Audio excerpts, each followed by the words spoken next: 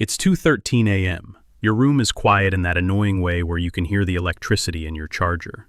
Your phone is face down. You're trying to sleep. And then your brain goes, wait. That moment from earlier, the thing you said, the way their face changed for half a second, the tiny pause after your joke that maybe meant something. So you replay it, once, twice, 10 times. You rewrite your sentence like you're editing a movie trailer. You imagine alternate lines, better lines, cooler lines, lines that make you look unbothered, lines that make them laugh at the exact right moment. And it's so stupid because nothing is happening. You're alone, in bed, staring at the ceiling. By the end of this video, you will understand why some people replay conversations in their head like it's a job, why it's not overthinking in the simple way people say it is, and what your brain is actually trying to do when it runs that clip on loop. And I'm not pulling this out of thin air.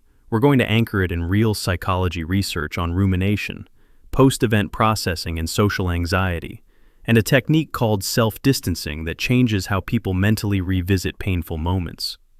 Here's the myth everyone believes. The myth is, people replay conversations because they're dramatic, or insecure, or they just need to stop caring.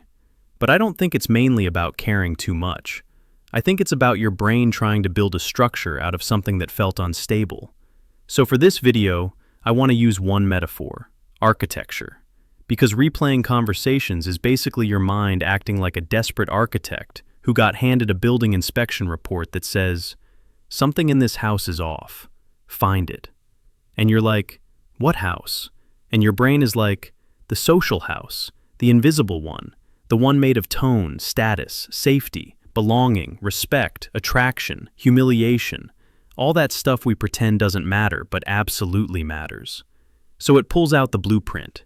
It lays the conversation on a table in your head and starts tracing it with a finger. Where did the foundation crack? Where did I slip? Where did they step back? Was that laugh real or polite? Why did they say, oh, like that?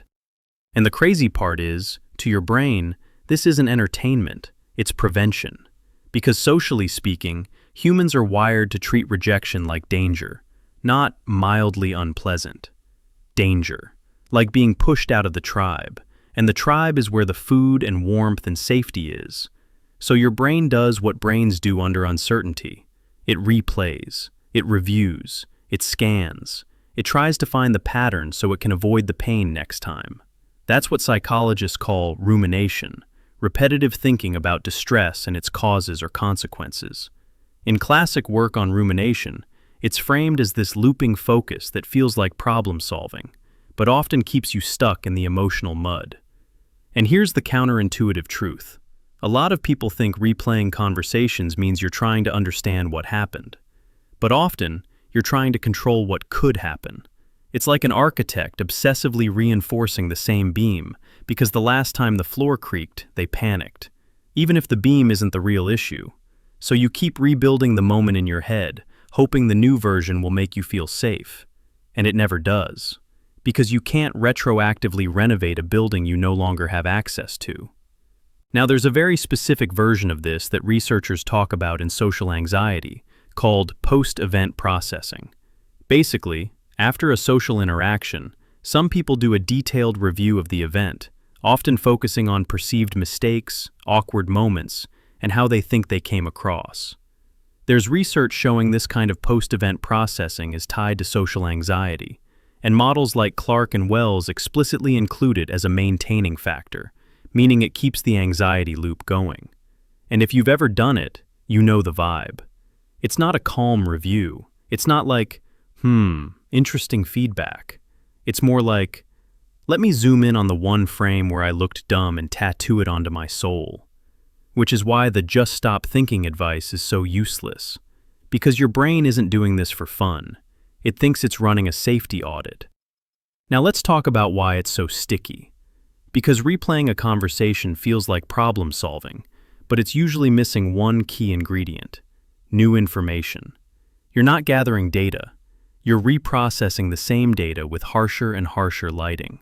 And that's where your mind turns into a bad architect, not the kind that designs, the kind that only demolishes. You replay, but instead of building understanding, You build a case against yourself. Look how they blinked. Look how you paused. Look how you said like too much. Look how you smiled at the wrong time.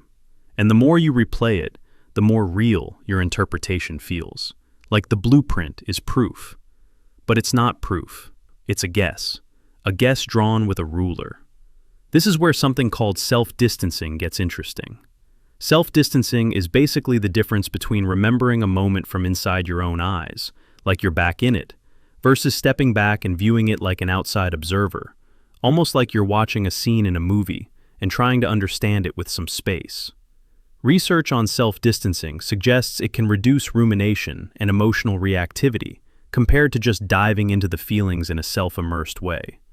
It doesn't delete the memory. It changes how your mind handles the blueprint. And I don't know if this makes sense, but it's like the difference between being trapped in a collapsing hallway and looking at the building from the street. Same building, different panic level. Now, I want to hit the parts people forget. Some people replay conversations because they're empathetic and hyper-attuned. They notice micro-signals. They read rooms like survival skill. They grew up having to. So their brain is always scanning for, how did that land? Because in their past, misreading someone could cost them peace. Other people replay because they're perfectionists, but socially. Not, my handwriting must be neat, but, my social performance must be flawless or I will be judged. So every conversation becomes a test they feel they failed by 2%. If you were raised in an environment where words matter a lot, where saying the wrong thing isn't just awkward, it's wrong, or shameful, or spiritually loaded, then replaying conversations can become a form of self-policing, like a mental confession booth. Did I sin socially? Did I disrespect? Did I lie by accident? Did I come off arrogant? That kind of inner court can make a normal memory turn into a trial. But whatever the origin is, the philosophical truth is the same. Replaying conversations is your mind trying to earn certainty in a world that doesn't offer it. It's the architect inside you trying to build a perfect explanation so you can finally relax. And the tragedy is, sometimes there is no perfect explanation. Sometimes their face changed because they were tired. Sometimes the pause was just them thinking. Sometimes your joke didn't land and the world didn't end. Sometimes you were awkward and still lovable. And I think adulthood is partially learning to live in that unfinished building without setting it on fire. So if you're someone who replays conversations, I'm not going to call you broken. I'm going to call you alert. Maybe too alert. Maybe trained by life to overcheck the locks. But you can retrain. Not by forcing silence in your head. That's like yelling at a smoke alarm. It doesn't help.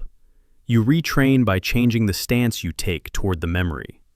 Less, I'm back inside the hallway. More, I'm looking at the blueprint calmly. One-word answer for the comments. Blueprint, or loop. Blueprint if you feel like your mind is trying to understand and improve. Loop if you feel like it just traps you and makes everything heavier. And whichever you type, you're not weak for having a loud mind. Your mind is a tool, not a trap.